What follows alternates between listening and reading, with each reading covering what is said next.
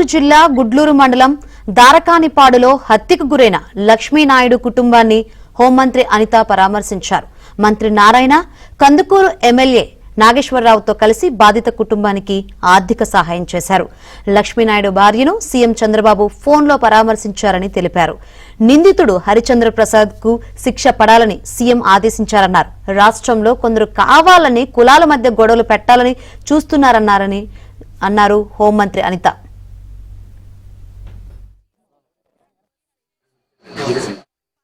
జరిపించడమే కాదు, ఎక్కడ కూడా ఎటువంటి ప్రలోభాలకి లొంగకుండా, ఎక్కడ ఎటువంటి ఇబ్బందులు కలగకుండా, ఎవరైతే బాధిత మహిళ ఎవరైతే ఉన్నారో తనకి న్యాయం జరిగే క్రమంలో ఈరోజు గవర్నమెంట్ చర్యలు తీసుకునే విధంగా కేసు కూడా కట్టడం జరిగింది.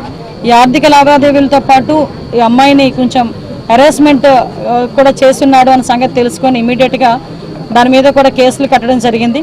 ఇమీడియట్గా రిమాండ్కి కూడా పంపించడం. ఈరోజు గవర్నమెంట్ కూడా చాలా కంపల్సరీగా ఈ బాధిత మహిళకి, మన సుజాతకి కంపల్సరీగా న్యాయం జరగాలి, అదేవిధంగా వాళ్ళ తల్లిదండ్రులు కూడా న్యాయం జరగాలనే దృక్పథంతో ఈరోజు మేమందరం పాటు పనిచేస్తున్నాం. వీలైతే ఒక స్పెషల్ కోర్టు కూడా ఏర్పాటు చేసి ఆ నిందితుడికి శిక్ష పడేట్టు చేయాలి అని చెప్పి గౌరవ ముఖ్యమంత్రి గారు కూడా ఆదేశాలు జారీ చేయడం జరిగింది.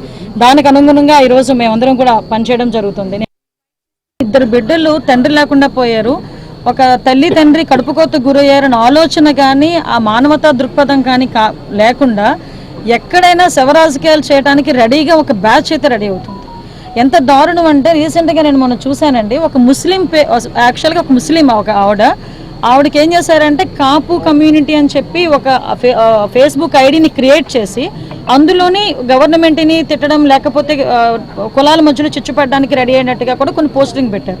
ఆ డేటా అంతా మా దగ్గర ఉందండి. వాళ్ళందరినీ కూడా 80% అదుపులోకి తీసుకుంటాం. ఒకటే విన్నవించుకుంటున్నామండి ఈరోజు. ఒకటేంటంటే, క్రిమినల్కి మతం ఉండదు, కులం ఉండదండి. Criminal is criminal.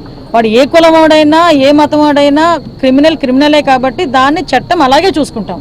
కానీ నేనేమంటానంటే, వీలైతే అమ్మాయి ఎంత, అమ్మాయి పరిస్థితి ఎంత చెప్పండి, అమ్మాయి కుటుంబ నేపథ్యం ఎంత చెప్పండి. నిజంగా మీరు రాజకీయం చేయాలనుకుంటే అమ్మాయికి ఏదైనా సాయం చేసి తర్వాత మాట్లాడొచ్చు కదా. ఇక్కడికి వచ్చి ప్రతి ఒక్కరు కులాల గురించి మాట్లాడేసి వెళ్ళిపోయే పరిస్థితి రాకూడదని నేను కోరుకుంటున్నాను. ముఖ్యంగా సోషల్ మీడియా వేదికగా చాలా మంది కులాల మధ్య చిచ్చు రగిల్చడానికి, మ్యాక్సిమం ఏంటంటే డిస్టర్బెన్స్ క్రియేట్ చేయడానికి చాలా ప్రయత్నం చేస్తున్నారు. అటువంటి వాళ్ళు అలాంటి ప్రయత్నాలు ఉన్నా కూడా మానుకోండి, లేకపోతే కనుక కఠిన చర్యలు వాళ్ళ మీద తీసుకోబడతాయి.